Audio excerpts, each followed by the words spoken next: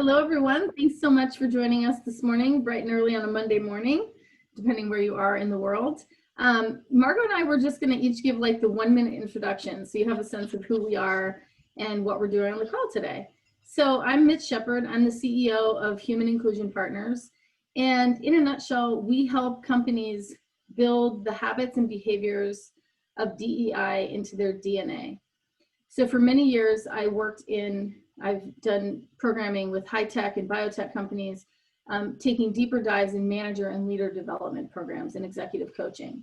And about more like 7 years ago now, what I realized was that companies have this tendency to have diversity and inclusion live in this separate lane as if it's some other thing and that you just kind of lob onto the side later. And so I'm on a mission to help companies really merge the lanes between culture development, leadership and management development, and diversity and inclusion. Because really, with all the data that's come out about how good diversity is for business and how when you can leverage that diversity, you get better financial performance, higher morale, and higher employee engagement.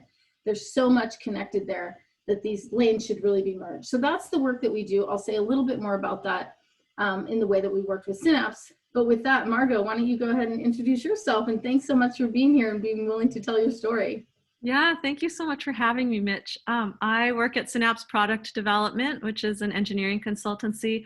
And the work I do there is to lead employee engagement and communications. And so, excuse me, I've been at Synapse 7 years and have been really engaged with our DEI efforts, which of course have been a real team effort from a lot of folks. But I've had insight into most of that, and I'm eager to share that with you today. Awesome. And you've been just such a great partner with us all the while. Just so easy to work with. Easy. So a little bit about HUMiN Inclusion Partners. Again, we help companies build DEI into their DNA. We've worked with all kinds of companies, gigantic companies like Amazon and FedEx and Microsoft, and then a lot of startups or companies with, I say, less than 2,500 employees. And in a nutshell, when we do this work, we do it because we believe we work with companies that don't need to be sold on the business case for diversity and inclusion. Our favorite clients to work with, like Synapse, are those companies that come to us proactively. They say, we want to have an excellent culture. We want to be able to attract the best talent. We have leaders that really care about this stuff. And so in our philosophy, executives have to have their skin in the game. So we do just about zero programming that executives are off the hook in, right? So in fact, one of our first steps when we work with clients is to ask those questions. To what level of commitment or engagement do you have with your executive team? We also believe you cannot measure what you can't manage. So all of our programs begin with some sort of measurement to get a snapshot or a baseline at a point in time. So inclusion drives innovation. Complex problems require multiple solutions and consistency. That's what we believe. So a quick brief overview of how we worked with Synapse, a few of the things that we did with Synapse, is that first and foremost, we could tell from the beginning with Synapse that they knew that this was a marathon, not a horse race. The word consistency was one of the things we talked about from the very beginning, that it's better to do a little less and to do it consistently over time than to come out guns a-blazing, make a big impact, do a couple workshops, and then never talk about diversity and inclusion again. So with Synapse, we talked about a consistent approach over a few years rather than a one-and-done workshop, anti-harassment training, unconscious bias, something of that nature.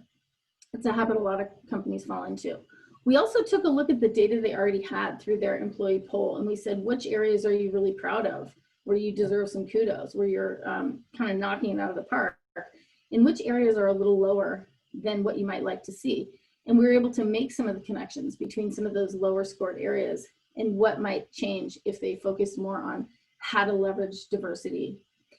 We did some executive alignment strategy sessions where we sat down with the executive team a couple of times before the rest of the employees were involved and really just talked about, what does it mean to you to have an inclusive environment? Why do you think that's good for business? We gave the executives an opportunity to talk about it for themselves personally and for the company. Because what I found in doing this work is that often if you have an executive team of 6, 7, 8 executives, Maybe a few are really already highly bought in and ready to go, but there's often 2 or 3 who just don't understand. They say things like, how are we going to have time for this? Or how does this really relate to our business goals? And until you get, I always say you can only move as fast as the slowest person. And so it's so important to get the executive team on board and aligned right from the beginning. And I will say that was a rather easy job, Margot, when it came to Synapse. We've definitely had a more challenging time doing that, but Synapse was a ripe audience and really committed from the beginning. Then we did some workshops for all employees. We kicked those off with an inclusion survey so that Synapse could see across gender, function, race, and age, were people feeling different levels of inclusion throughout the company. And that helped you all decide, which areas they're going to target for some development, which Margot will talk more about. And then the last thing we did is we did 6-month, 6-module leader and manager development courses over time that had diversity and inclusion curriculum woven right into its very curriculum. So instead of having like an unconscious bias workshop on the side and this other lane, we talk about some of the ways unconscious bias shows up right during the leadership program when we're talking about how do you give people feedback or performance reviews. That's an excellent opportunity to weave in some curriculum around how does bias tend to rear its ugly head in performance reviews, in feedback, as just one example. So we did that with leaders and then also with all employees, since you all have a philosophy that leadership can show up at any level, which I absolutely agree with. So I'm going to turn it over to Margot, and I wanted to share this quote, Margot, as I hand the mic to you, so to speak, because I think you've really demonstrated this well, that it's not the big thing you do someday that matters as much as the little things you do every day. What I have seen, having been part of and also watched Synapse on the outside, is that you all took a consistent approach to moving a number of dials in small and big ways over the last 6 years, and it's really equated to a big impact. So with that, thanks again for coming, and I'm going to go ahead and turn it right over to you and put myself on mute. All right, thanks, Mitch. Yeah, I think that is such a great summary of what you've done with us, and also this idea that this consistent approach of small interventions adds up. And so I wanted to start with this kind of big overview of our evolution, and then I'll highlight some of the specific actions we took, and then I'll zoom out and share insights about what helped us be successful. So I wanted to start with a picture of how our community looks, a kind of then and now, because this is where we can really see the cumulative impact of all those small things. Synapse was founded in 2002, but we really only started working on DEI in 2014. So here's a snapshot of our leadership team and our employee community in January 2015. And you can see, okay, our leadership team is comprised of white males, and our employee community is 26% diverse. And that means 26% are either men of color or women. And I want to just caveat that a little bit. So at Synapse, when we talk about diversity, we talk about it in a really broad sense. So we want a group that's comprised of individuals of varying race, gender identity, religion, physical ability, veteran status, modes of thinking, so neurodiversity, and more. But when we're measuring race and gender. Because, for me personally, it would be really uncomfortable to have my employer start to ask me about what my religion or my neurodiversity, whereas race and gender are things that we can measure. And so then you see in January 2020, our leadership team is more diverse, and that's thanks to both internal promotions and external hiring. And our employee community is now 39% diverse. And so, this gives a great overview. But diversity is only part of what we're after, because we also want, we can hire, but when people come into the company, we want them to feel welcome. We want them to have access to all of the opportunities inside the company. So on the next slide, if you can go ahead, then we'll look at how employees are feeling on the inside. So one of the ways we measure is that we conduct an employee survey every January. And the first thing I want to draw your attention to is at the bottom of the slide, where it says overall job satisfaction. And so that's the big thing. Over the last 5 years, we've seen an 11 percentage point increase in overall job satisfaction. And so then the question is, hey, what's driving that increase? because when we look at the survey, the various survey questions over time, you know, some of them are bumping along basically flat, a couple of them go down over time, but what are the ones that are really going up? And hopefully those are the ones that are related to this overall increase in job satisfaction. So on this graph, I'm showing the 4 areas where there was the most increase over that time period. And they're related in various amounts to our DEI work. So for example, the response of Synapsters to the statement, Synapse is dedicated to diversity and inclusion, or the statement, I feel a sense of belonging at Synapse, those both go up quite a bit over this period, and those are directly tied in with the work we're doing in DEI. In some of the other areas, there's a bit of overlap, but it's not an exact overlap. So in terms of training and learning, that has gone up, but not all of our investments into training and learning are related to DEI. That's the kind of orange and yellow lines. And the line there is broken because we asked the question in a different way starting in 2018. But there's a general upward trend there. And we can say, hey, some of the training that we offered people was really about DEI. It was about bias. It was, you know, these all hands workshops, or the trainings you mentioned, Mitch, where DEI is built in. And then some of the training is not related to DEI at all. It's our technical trainings, you know, about how to engineer things really well. And then the last line on here is related to, I understand my impact on the business. And so that one's less tightly correlated with our DEI work, but again, it's related to this overall drive that we have to be transparent to a level that gives people information they need to make decisions and to do their jobs and to be empowered. So we'll go on to the next slide. Okay, here is a set of some of the milestones that we've hit in our DEI history. And so we really get going in 2014. We founded a women's group at that point, which was started by our VP of HR at the time. And around the same time, we established paid parental leave for both men and women, which was really driven partly by HR, but with a lot of input from a Synapster at the time, Martine Stillman, who's now become our VP of Engineering in Seattle. And in the fall of that year, the women's group got together and we did a brainstorm asking ourselves, what can we at Synapse do to make this company a more inclusive environment for people from all backgrounds? And so by that point, I was co-leading the group and was our president's right hand. And so we were able to pass that list right over to senior leadership. And I think it was really gratifying for people in the group to see that their insights were then incorporated into some of the company plans.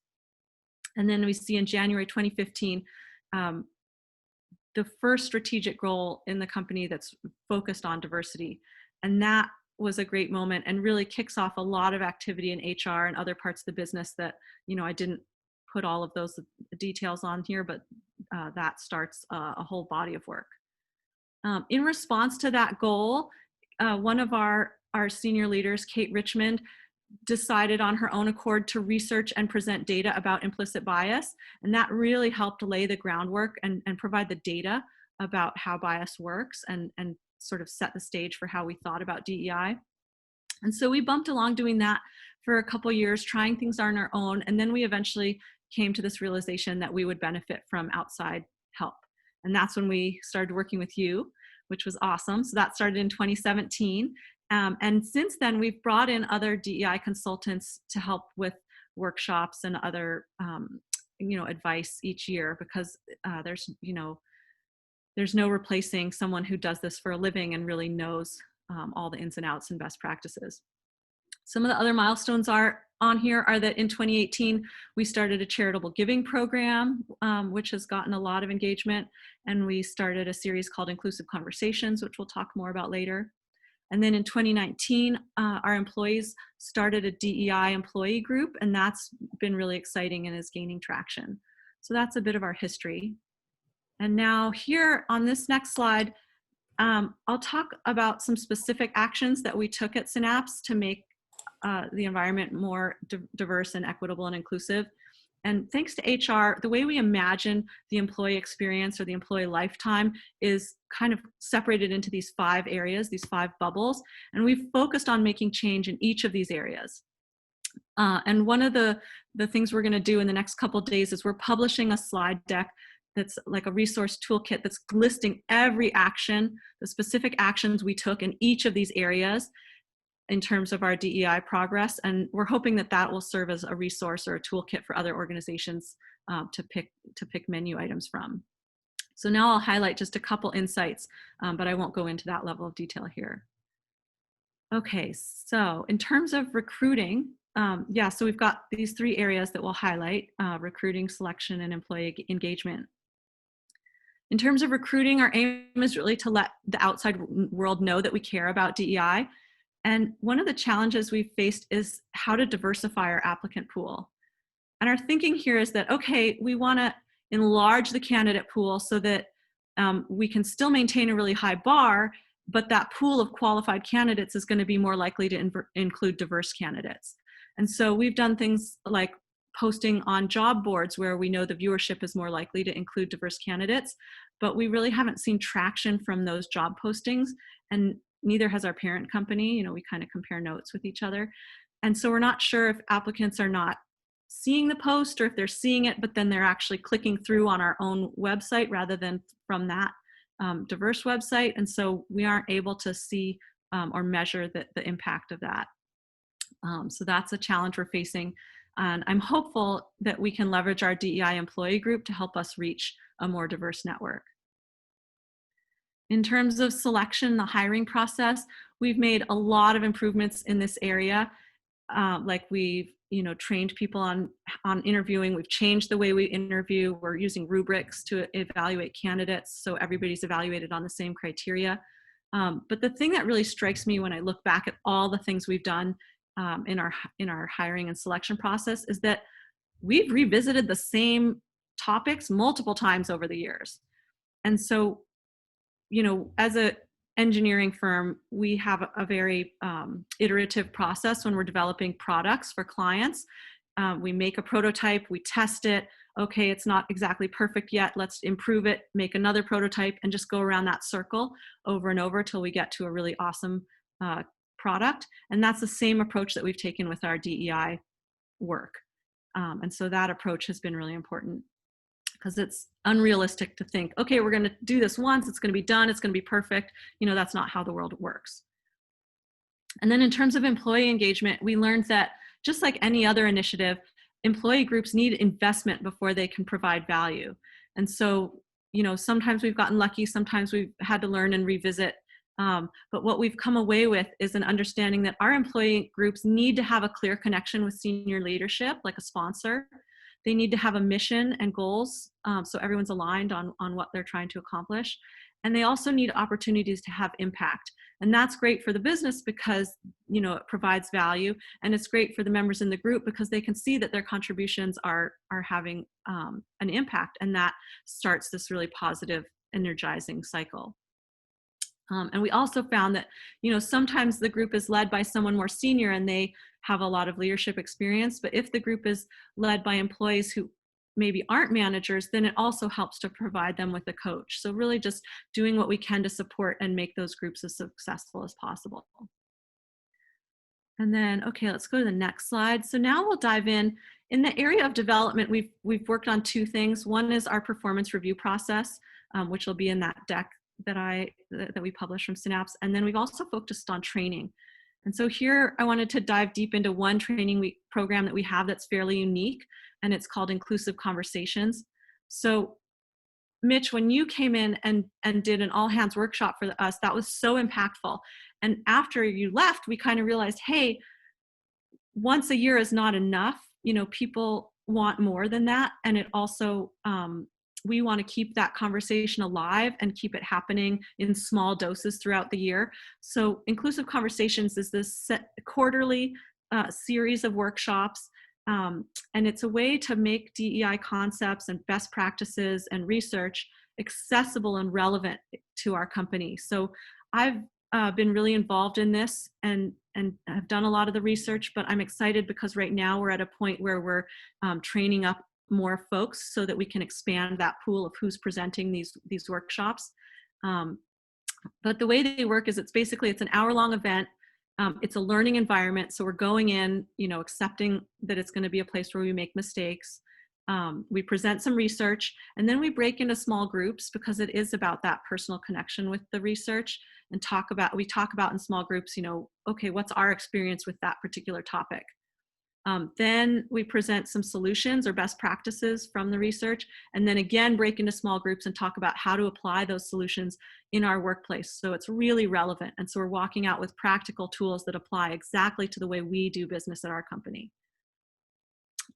Yeah, and so I've listed some lessons learned here, but that's pretty much on the slide. But yeah, this idea of training up more people is really important because, again, it's sensitive work, and people need to have a bit of training in order to lead these.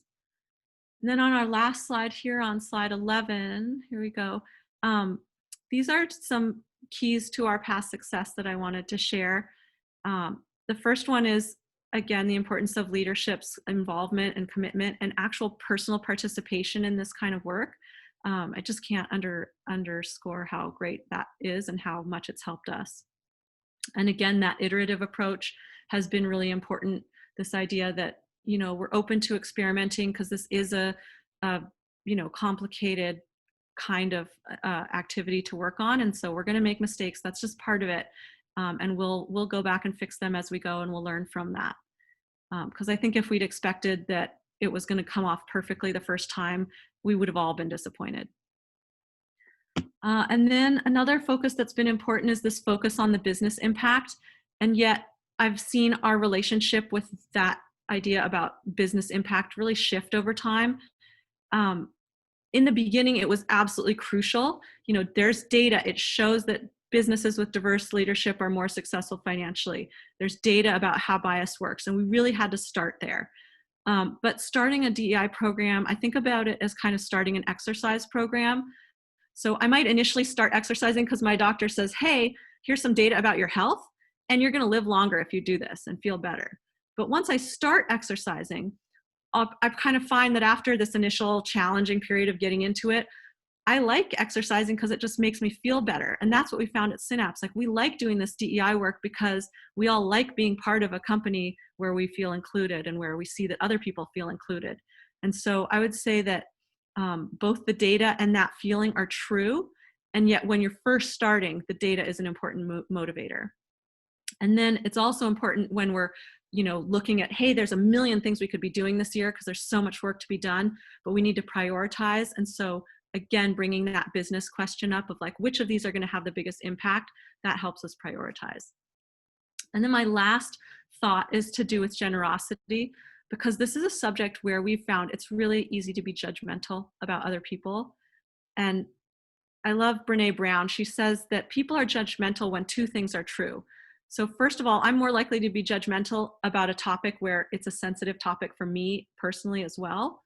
And second, I'm more likely to be judgmental if I feel just slightly superior to other people in that area. And so in this work, we really need to be generous with each other, with our past selves. I mean, 5 minutes ago, I didn't know what BIPOC meant. A few months ago, I didn't know what Juneteenth meant. And just approaching other people with that generosity and benefit of the doubt and saying, hey, we're all at a different point in our journey. People make their own path. They're going to get there at their own pace, and that's okay. I feel like that's been a really important mindset to have with this. Yeah, so I'll wrap up there.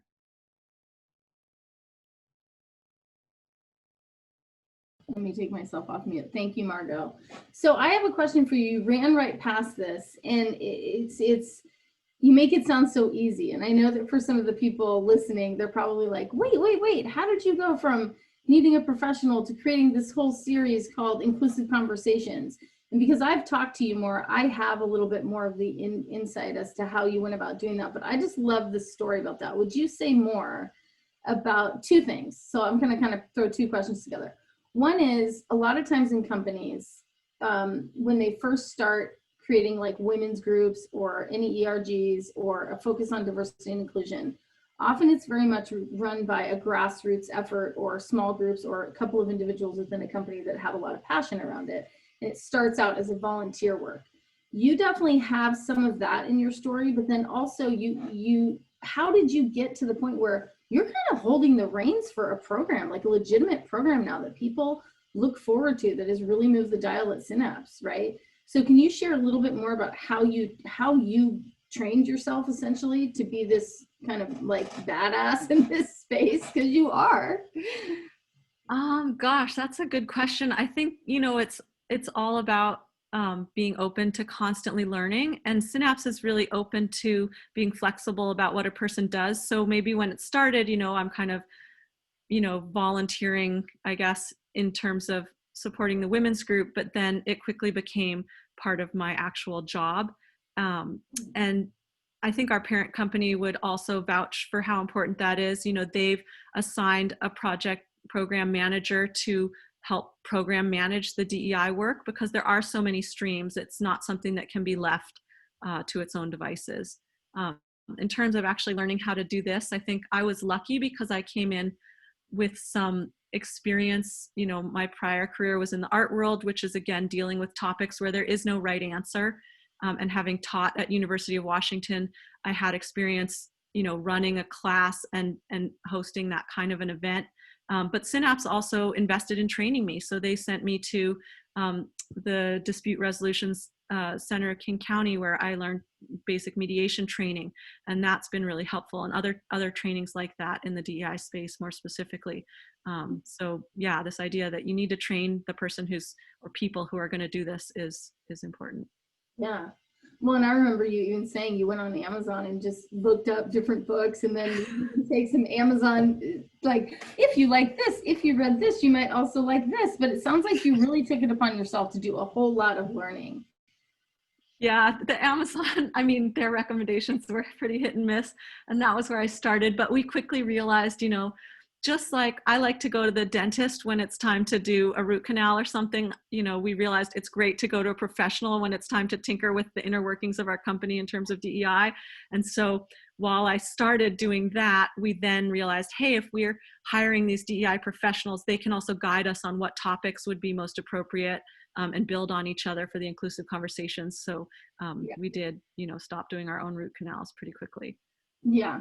Well, okay, so it's Q&A time, everybody. So anyone on the line, any question you have for me, for Margot, for both of us, please type it in. Jenny is here. Jenny Mesdag is on our team. She's the VP of Client Relations, and you can chat her a question privately, or you can put anything publicly into the chat around what you've appreciated hearing already, or what you want us to go a little deeper on, or any specific questions.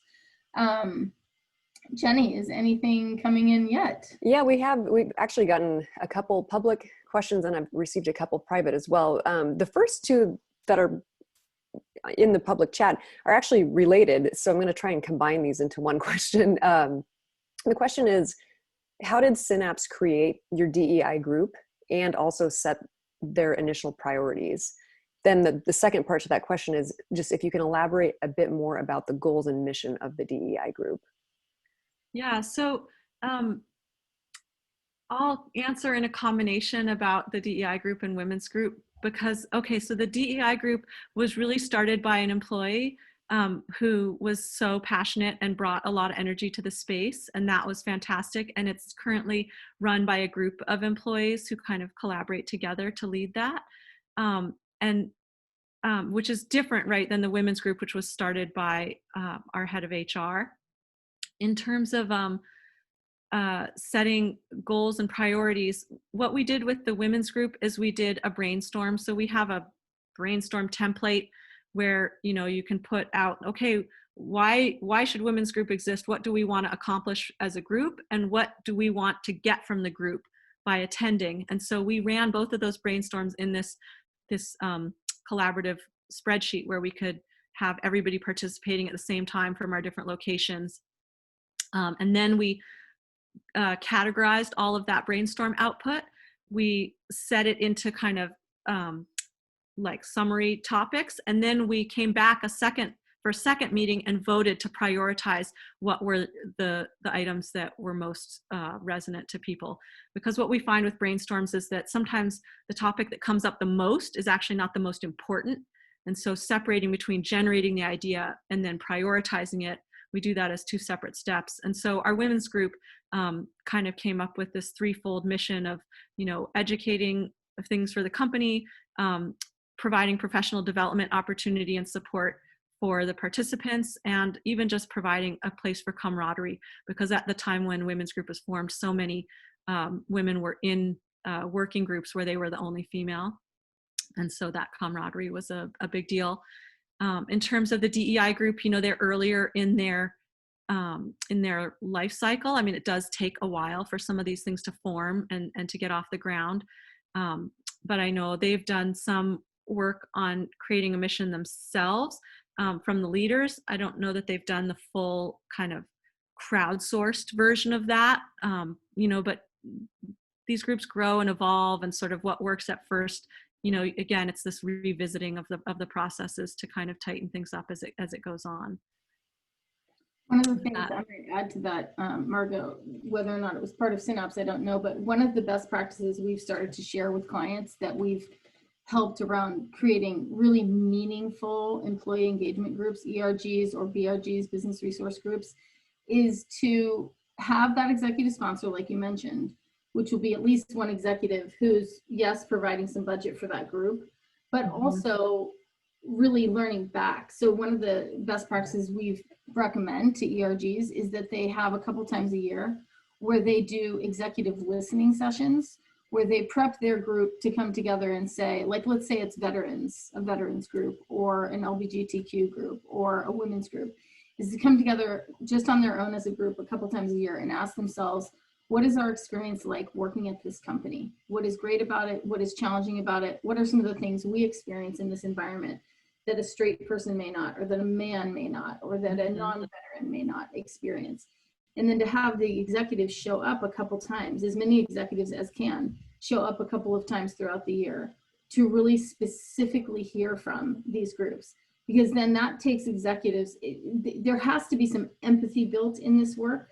And what I have found is that when groups operate mostly on their own, it does exactly what you said. It's a great development opportunity. It's a great community building opportunity. But unfortunately, sometimes it doesn't, there's nothing sticky about it for the executives themselves, who really do need to have a better understanding of what people in their companies are experiencing. So just another idea. That's fantastic. Yes, we had one of those relatively recently, actually, where it was like a listening session. And leadership has to go in really with that approach of like, hey, we're here to listen. You know, if you want to ask a direct question, we can answer it, but we're not here to kind of present our view. We're here to listen to you share your experiences. Yeah, and that is definitely an essential part of the process. So anything else? Any other questions? Jenny, you mentioned you had a couple that came in. Yeah, if we have time for one more, you know, earlier in the call, it was mentioned that you measured inclusion. So if you could say a little bit more about how you actually did that. Yeah, definitely. You can say about more, I could, if you want, I can share how we did it initially. And then Margot, I know you took some of that. Yes, perfect. Everyday employee engagement, which I think is great. So when we have a company who doesn't already measure inclusion, we look at inclusion in kind of five key areas: the degree of belonging that a person feels at work, the degree of authenticity they feel. So to what degree can I show up with my full talents? The degree of fairness that they perceive in an environment, like to what degree am I treated fairly here? To what degree are others treated fairly here? And then we look at two other factors. One is support and recognition from manager, and access. So to what degree does your manager show appreciation and give you access to things like decision making? To what degree are they a good listener? We measure, in fact, the inclusion assessment has come a bit distant since we used it with you guys, Margot, because now we've added some factors of kind of measurable behaviors that leaders can take to show either higher or lower levels of inclusion. But then the final one, I even have it posted over here on my wall, that's really telling for a lot of companies, is we ask, you know, to what degree do you see your company as a place to stay and grow your career? And to what degree would you recommend your company to a friend or colleague? And what we have found, this was not true at Synapse, because I think we've added those questions since we did it at Synapse, but what we have found consistently is that women and people of color tend to rate those two questions lower on every single survey that we've ever done. The ones about seeing it as a place to stay and grow your career, and would you recommend it to a friend or colleague? which again is why it's so important to, in your recruiting strategy, to really understand what is the experience that your employees of color, that your female employees, that your younger and older employees are having. Because when they're in interview loops with these folks, they're going to tell them the truth, right? And what do you want them really speaking high praises of your company. So Margot, I know we did that initial assessment, and then why don't you say a bit about what you've done from there, because that was a few years ago.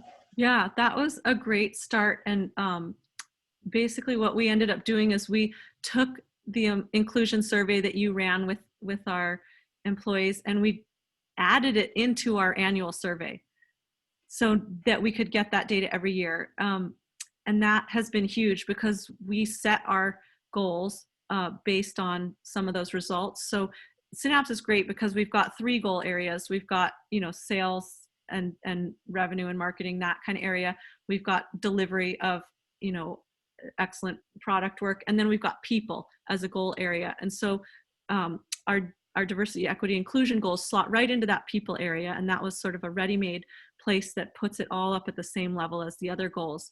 And so we will set our people goals based on those survey results. And so it's a closed loop. I mean, and that's really important to have that closed loop. And then another tool that we've come up with recently is that, and this will be included in that deck that I'll share with some of the details. It's a tool, a diagnostic tool developed by the diversity consultants, Cultures Connecting, and it looks at an organization and says, okay, there's 6 stages that organizations may pass through on their journey to become diverse, equitable, and inclusive. And so under each stage, it talks about, hey, here's the kind of activities or behaviors we see happening at that stage. And so you take it like a survey and kind of check the boxes to understand where is your organization on that path. And not that an organization moves linearly through these things. There can be some back and forth, but we're using that now, and we've run it once, and I'm excited to see what happens when we run it again, because I think that will help track our progress as well, and that's relatively new for us. Perfect. And then I have one more question that just came in is how do you hold leaders and managers accountable to being inclusive?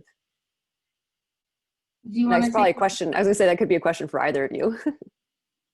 Yeah. Margot, why don't you say a few words about that, and then I've got some things I could say too. Yeah, gosh, that's a great question.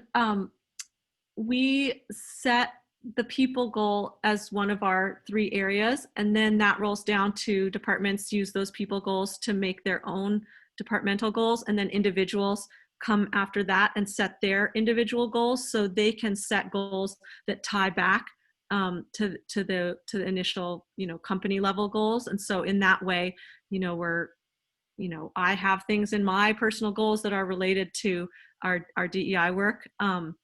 We haven't gotten to the point where like the core competencies of the company include a DEI part in the rubric.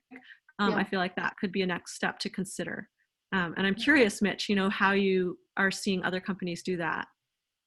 Yeah, well, yeah, and more companies are looking at it as it's sort of like you get what you measure, right? Mm-hmm. And so in any given company, there's a review time that happens every year. And it's like, I would ask the folks on the line, what are you currently measuring your leaders against to say you're a great leader, you're an okay leader, you're a struggling leader? Like what is your current way? And, in a nutshell, most companies measure the what and the how. Like what results did you get, but also how did you get them? Because that tracks so well to morale and how long people are willing to stay and, perception of manager and things like that. So when it comes to measuring inclusion, there's 2 things. One is, do your leaders and managers, do they actually know what it means to be inclusive?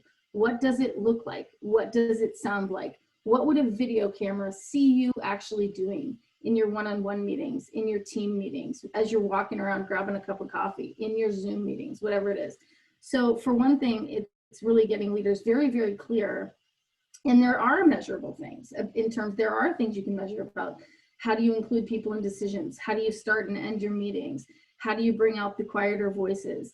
how much of a listener, how you can measure somebody's quality of listening. You know, turns out people on teams have a real opinion about how well their boss listens to them. You can measure this stuff, right? So the first is to really get leaders and managers clued in and consistently measuring themselves, defining, sorry, the word is defining, what does inclusion actually look like? And the second thing is getting a baseline, just like you would with an engagement survey. Most leaders that I've ever worked with as an executive coach, they can say, oh, you know, the work health index poll came back, and as a whole company, we're at, you know, 80% on this factor, but check it out, I'm at 82, or I'm at 85, or uh-oh, I'm at 68, I'm 13 points below the baseline, right?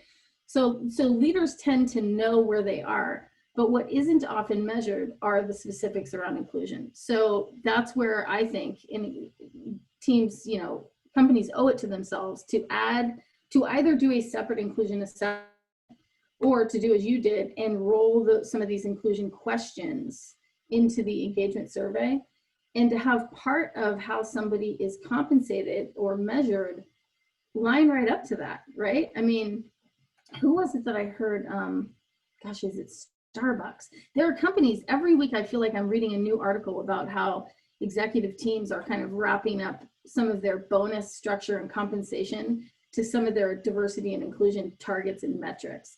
So you can either go, hey, it's compensation based, or it can even be bonus based. Like I always say, think about the way that you reward managers and leaders just in the casual ways, verbally. What are you acknowledging people for? But then also the hard measures, like is there some bonus or some compensation incentive that will, you know, motivate people to pay closer attention to what it means to be an inclusive leader? And the answer, from what I can tell, is an absolute resounding yes. You know, if you measure it, people are more motivated to do it. Mm-hmm. Yeah. So hopefully that answers the question. I mean, there's a lot more to it. If you want to call us later and find out more of the specifics around our specific assessment, I'm happy to have a free call with anyone who wants to just chat about how we might be able to help you. Any other questions? And if you prefer to just come off mute and ask a question, you can do that too. I guess while you're thinking about it, maybe what I'll do here in closing, as you think of any final questions, is just let you know there are a few ways you can engage with us so that we can support you. First off, let me mention that, Margot, you've said a couple times on this call, you have a bigger deck, like a detailed deck, and I've seen it. It's filled with great stuff around those areas: recruiting, selecting, onboarding, development, and engagement. There was so much more you could have shared, but we had limited time today. So how do people, well, I have your contact info on the final slide, so make sure you stick around for that. So if you want more detail from Margot, it's there and it's good. In terms of us, you can talk to us about anything from consulting with your HR team to running some of those strategic alignment sessions at your executive level, to bringing in some DEI content or curriculum into your already existing manager and leader development programs, or potentially building one from scratch if you don't already have a manager leader development. And then something I'm really excited about is that in 2021, we've been working over the last several months to bring together people of different ages, different colors, different races, different ethnicities, different areas of expertise to build a HUMiN Inclusion learning series. So if you don't have a Margot in your business who's out there, you know, killing it, like learning how to build a series that's going to keep your business learning consistently, we're building something like that. And it's coming out in 2021. It will have 4 learning tracks, a track for executives, a track for the HR team, a track for leaders and managers, and then a track for all employees.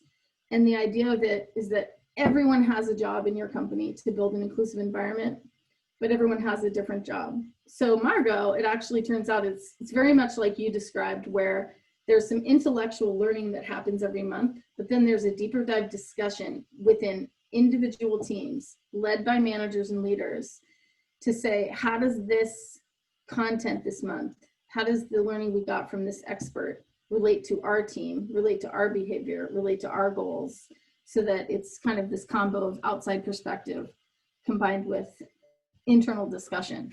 So if you want to learn more about that, reach out to me directly and we can set up a time to chat about it. And if you want Margot's deeper dive deck on all the great things they're doing at Synapse, you can reach out on LinkedIn to Margot. So with that, Margot, thank you so much for sharing. Do you have any final questions for me? I know you might, when we first went into this, you were like, ooh, maybe I'll have a minute to ask you some questions about what we should do next. Gosh, yeah, what we should do next. I don't have questions right this minute, I suppose. It's just, you know, we have so many great things going on in the hopper, but I'm always really curious, I think, to learn about what is working at other companies. So, you know, watching here to see what you're talking about with other folks is something I'm looking forward to. And yeah, just, you know, I'm following you on LinkedIn, but yeah, any other things you have to share, because I think you have a really unique perspective seeing a sample size that's greater than one, you know, because I'm in this one environment. But I'm always really curious, like, okay, this happened to work for us, but what about everybody else? You know, what's working for them? Because that could be valuable for us. Yeah, so keep sharing, Mitch, and I'm watching. I will. And you know what? When folks go to your LinkedIn or mine, if you've got ways that you've built DEI into your DNA as a company, please share it. I think one of the things that doesn't happen enough is that we don't, everyone is trying to figure out this problem right now. Everyone is trying to figure out the same problem. How do we get more diverse people into our companies? How do we create an employee experience that works for everybody? How do we unleash the best of the people that we do have? We all are sitting on the same questions and using a lot of different techniques to get there. So I'm with you, Margot. I think we should all share. I've got something to say about that, but clearly so do you. So, and so do many of you on this call today. By the way, a real quick shout out to my good friend, Holly Davis. I'm so glad you're here. Great to see your face. So thank you, everyone. Thanks for coming. Please let us know what you thought of the event. If you have further questions, don't even hesitate to reach out. Thanks so much. And thanks, Jenny, for monitoring the chat too. Bye, everybody. Bye, Margot. Bye-bye.